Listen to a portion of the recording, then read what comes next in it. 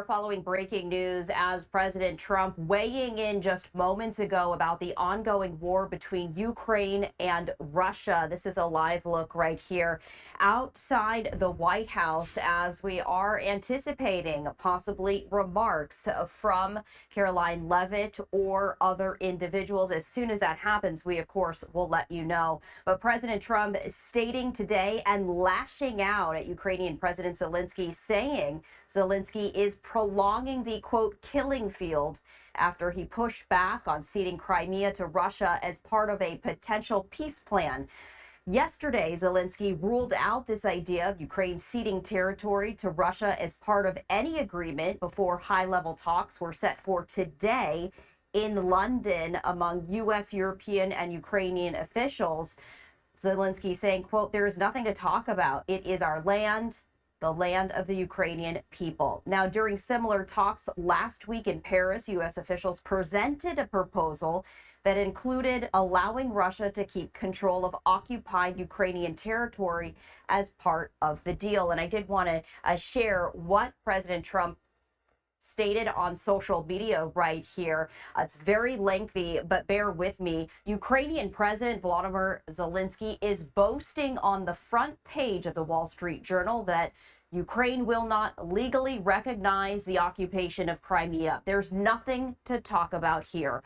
This statement is very harmful to the peace negotiations with Russia, in that Crimea was lost years ago under the auspices of President Barack Hussein Obama, and is not even a point of discussion. Nobody is asking Zelenskyy to recognize Crimea as Russian territory, but if he wants Crimea, why didn't they fight for it 11 years ago when it was handed over to Russia without a shot being fired?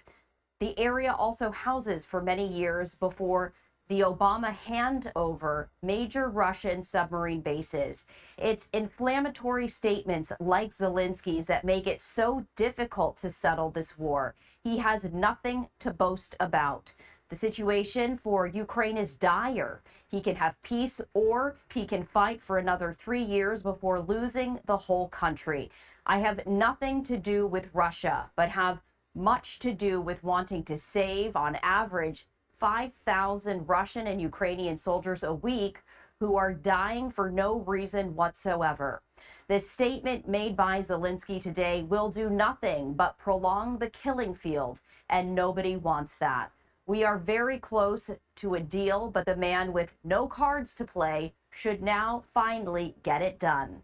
I look forward to being able to help Ukraine and Russia get out of this complete and total mess that would have never started if I were president. So that is the statement that President Trump posted on Truth Social. Wanted to share that with you in its entirety as we continue to follow this breaking news. A live look outside the White House. This is where the media has a stakeout. We do see there is a podium. It's unclear as to whether anyone is actually going to be addressing the media. No doubt this is going to be a topic that they will be discussing right here. But we did want to share that with you.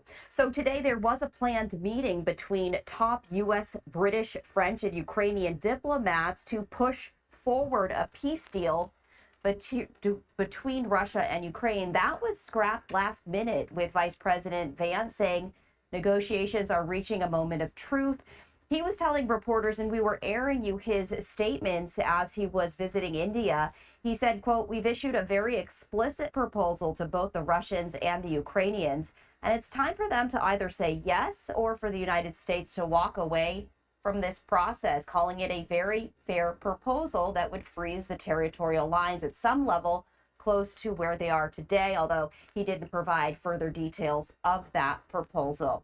We did want to share that breaking news as President Trump weighing in, issuing a very strong statement to Ukrainian President Zelenskyy, saying that he is prolonging this war after he pushed back on ceding Crimea to Russia as part of a potential peace plan. Now, Secretary Rubio was supposed to be in London for those peace talks, citing conflicts in scheduling for his absence.